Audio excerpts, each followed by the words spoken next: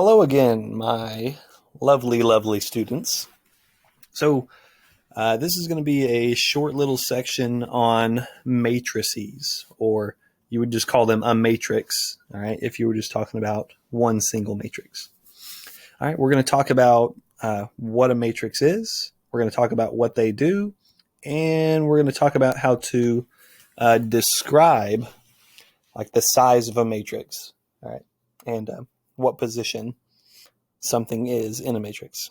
So what a matrix is a rectangular array of numbers. Okay, and I've got three matrices here for you. They're not that interesting to look at, but they are interesting. Okay, the thing I want you to know and keep in the back of your mind is that matrices do something. All right, they represent stuff. They might represent how to rotate something in three-dimensional space, or how to translate something in three-dimensional space. All right. So they represent.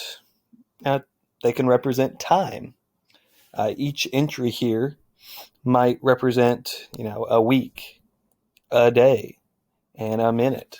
So it could represent time.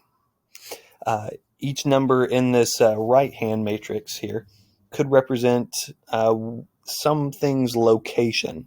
I don't know like how to explain it exactly, but you could have the three-dimensional coordinates on the globe, or in space, in outer space, for that matter. All right, so this could represent where something is located in space and where something is located in time. Probably going a little deep there because I don't know what I'm talking about. Anyway, too much Star Trek, I guess. One thing that they are used for is color changes. All right, let's say this first matrix here, I have no idea what these numbers could actually be.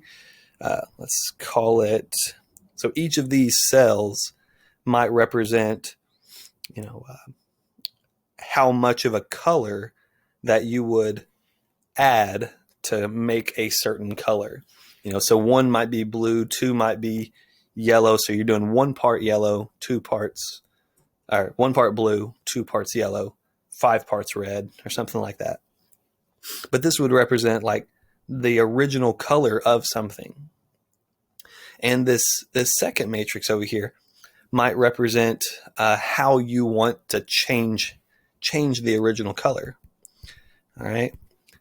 And so what you would do is you would multiply those two matrices, and that would give you a data representation or a numerical representation of those colors and of the new color. So let's say you were trying to turn up the brightness. I don't know. Like I said, I'm not really into graphic design or anything, but it might be 1, 1, 1, 1. And this might scale up the brightness or the contrast, by a factor of, I don't know, 10%. I'm just making up numbers here. But you can take this original matrix, which represents some color, and you can do something to it with this second matrix. Okay. Unfortunately, we're not going to be able to get into all the neat stuff that matrices can do, because it gets deep, it gets difficult. All right, we're just learning we're learning about matrices right now. We're not learning how to apply them right now, because applied math is usually, it comes later. It's a lot more difficult. But anytime that you get into physics or vectors, a lot of times matrices will come into play there. All right, the last thing I want to look at here is the size of a matrix, and to describe a certain position in a matrix. So this first matrix, if you were describing this first matrix here, you might say, oh, it's a matrix that has 6 cells. All right.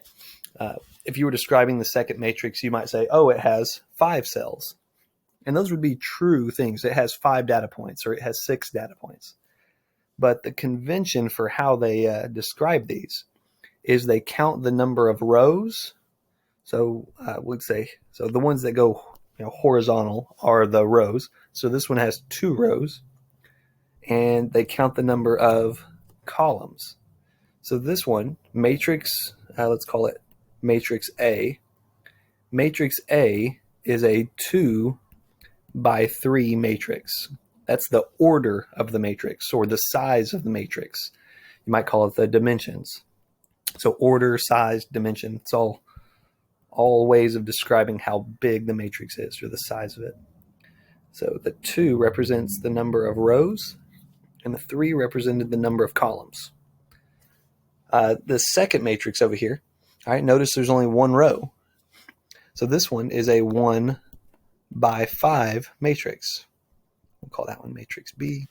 And this last one here we'll call matrix C. And this one is a 2 by 2 matrix. Another thing to point out about this one is that it is a square matrix. It just means that they have the same number twice here. Those are called square matrices. Lastly here is how you can identify certain numbers or certain elements, positions within a matrix. So, for instance here, let's say I wanted to describe that number there, that 5. Well, the first thing I would do is I would put the matrix that I'm talking about. And then in a subscript here, right here, I'm going to put the row and column position that it's in. So it is in the first row, and it is in the third column. So it would be A, and then I guess subscript 13 or 1, 3. And I'm pretty sure I think they use lowercase, if I'm not mistaken. I probably should have looked that up first. But I think it should actually be A, and then 1, 3 is the number 5. If I had said A and then 2, 2, so that would be the second row, and the second column. So that would be number 1. That would be the number 1. If I was looking at matrix B, well, there's only 1 row, so it has to start with a 1, and whatever number you put next is going to represent the column position. So if I said B and then 1, 5, that would be the -2 there, because that's the 5th position over. Okay? So let's say you were trying to describe the 6. How would you describe where that 6 was for matrix C? Well, it's in the second row, and it's in the first column. So it'd be C, 21. All right, and that would equal 6. So I think that does it. So you need to be able to describe the dimensions of a matrix and identify certain positions in a matrix. Okay? I'm not sure. I think it is the lowercase. I shouldn't have even mentioned the uppercase.